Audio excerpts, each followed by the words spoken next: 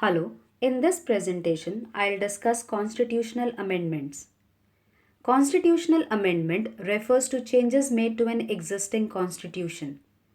The necessity for amendment of the constitution, as per the needs and aspirations of succeeding generations, arises from time to time. The Indian society is a blend of divergent groups with different linguistic, religious, regional, economical, social, and political beliefs and interests. The Constitution is generally a compromise of these beliefs and interests as prevalent at the time of the Constitution being framed and adopted.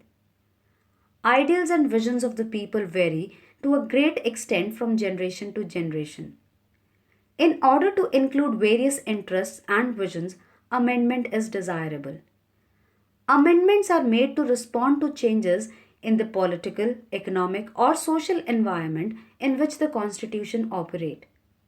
Provision for amendment of the Constitution is made with a view to overcome the difficulties which we may encounter in future in the working of the Constitution.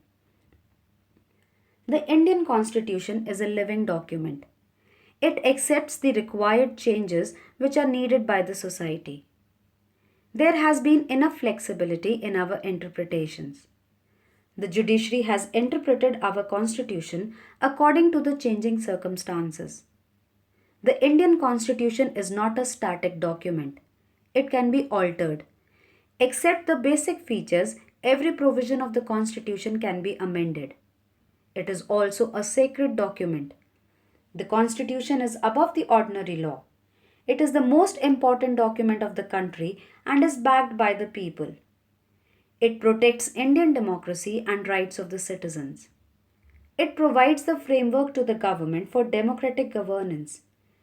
The various organs of the government work efficiently within the framework of the Constitution.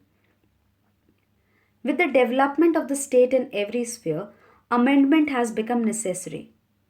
The Constitution should be able to serve the needs of the society.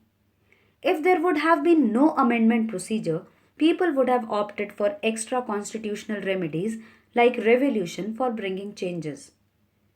The framers of the Constitution wanted a document which could grow with a growing nation, which could adapt itself to the changing needs and circumstances. Hence, they provided the amendment procedure. An amendment procedure could be rigid or flexible. If a constitution is too rigid, it fails to grow according to the needs of a state. If a constitution is too flexible, it results in wrong exercise of power and thus harms its original provisions. Article 368 of the Indian Constitution specifies the amendment procedure, which is partly flexible and partly rigid. An amendment of the Constitution can be initiated only by the introduction of a bill in either house of the Parliament. A bill for amending the Constitution cannot be introduced in any state legislature. The bill must be passed in each house by the required majority. There is no provision for a joint sitting in case of disagreement between the two houses. The bill passed by the required majority is then presented to the President for his assent. If a bill seeks to amend the federal provisions of the Constitution, then it must be approved by the legislatures of half of the states by a simple majority, meaning approved by at least 15 Indian states.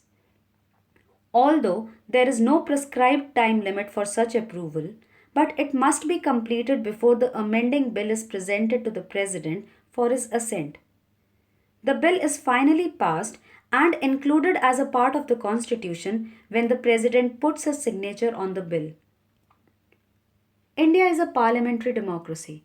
In a parliamentary democracy, all major decisions are taken by the Parliament. To make laws, the Parliament needs to pass various bills with a majority. There are basically four types of majorities. Let us discuss them before getting familiarized with the various methods of amendment. Simple majority. It means a majority of more than 50% of members present and voting. For example, in the Lok Sabha, the total strength is 545. Suppose 45 were absent and 100 abstained from voting. This means only 400 members were present and voting. In this case, the simple majority needed is 201. Absolute majority. It means one more than 50% of total strength of the House. In case of Lok Sabha, it will be 273 or more, that is 50% of 545. Effective majority. It means more than 50% of the effective strength of the House. Effective strength is calculated by subtracting vacancies from the total strength. For example, total strength of Lok Sabha is 545. Suppose 5 seats are vacant. This means the effective strength of the House is 540. So in this case, the effective majority is 271, which is more than 50% of 540. Special majority. It means any majority other than simple, absolute or effective majority. It generally means a majority of not less than 2/3 of the members present and voting. Part 20 of the Constitution contains only one article, Article 368. And this article deals with Parliament's power to amend the Constitution. It lays down two special methods for the amendment of various parts of the Constitution. The two methods are: first, amendment by 2/3 majority of Parliament. Second, amendment by 2/3 majority of the Parliament plus ratification by at least half of the several state legislatures.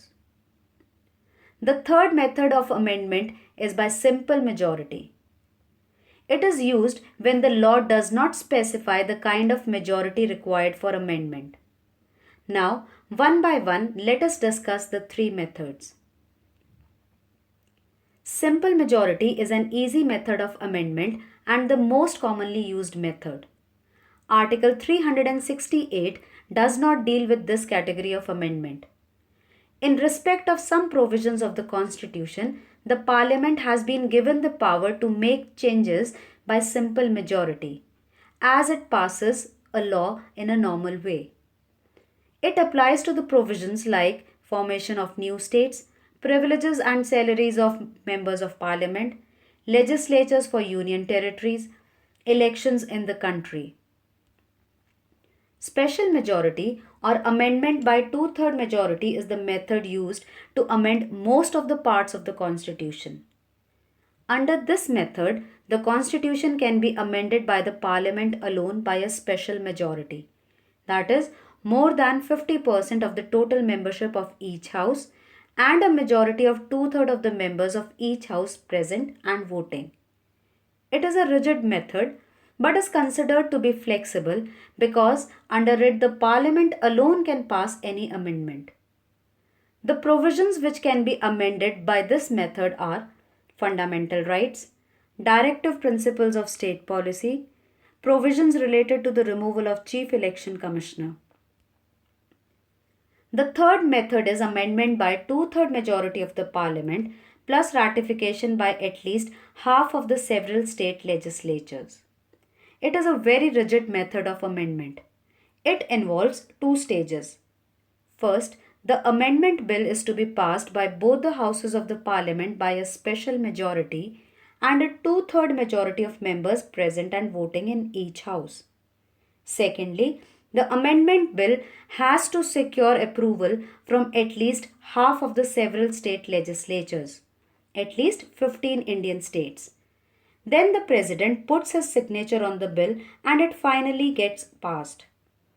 The provisions that can be amended in this way are election of the President, scope of the executive power of the Union, legislative relations between the Union and states, the provisions of Article 368, that is the amendment procedure.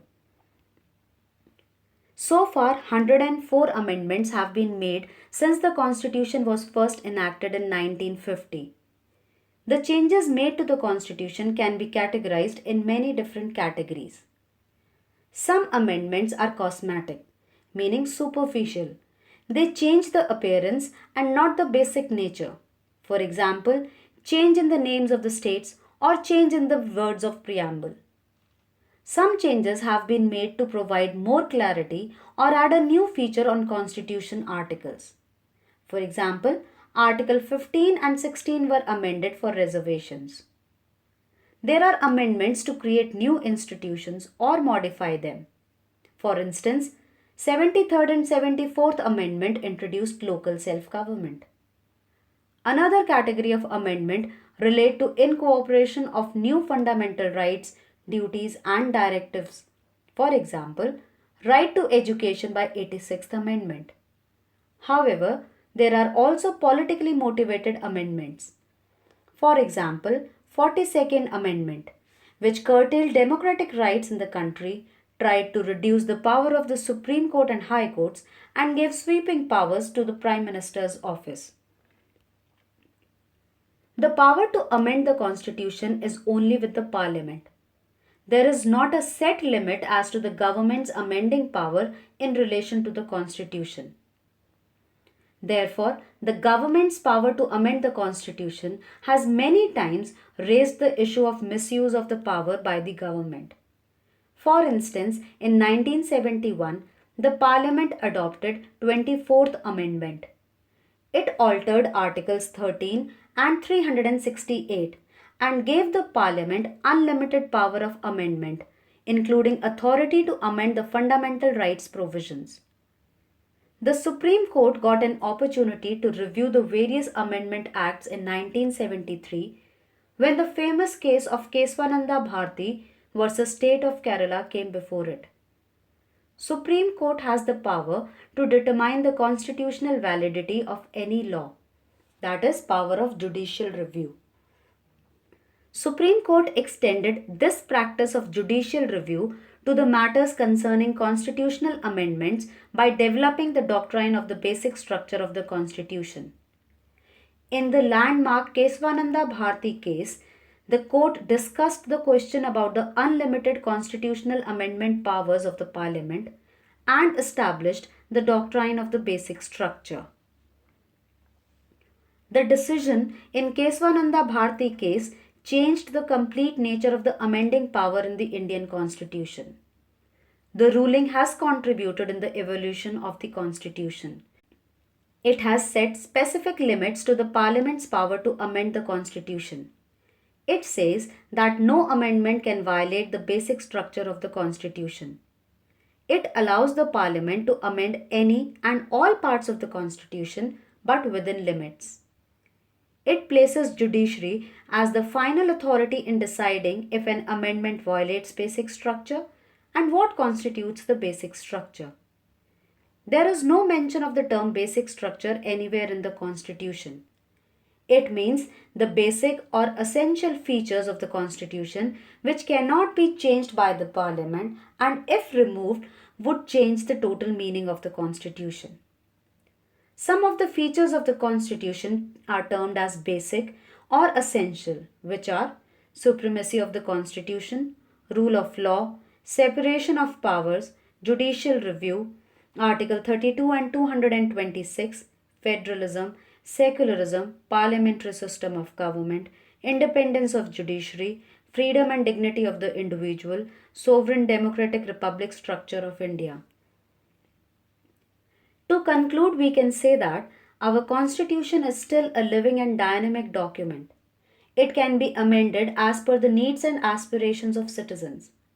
Dynamic nature of our Constitution allows it to continuously evolve with the coming challenges. The basic structure doctrine propounded by the Supreme Court is the guiding principle to safeguard the values and keep the essence of the Constitution intact. The Indian Constitution is one of the most frequently amended constitutions in the world. The success of the Constitution for a country as diverse and complex as India continues to intrigue, impress, and inspire experts around the world.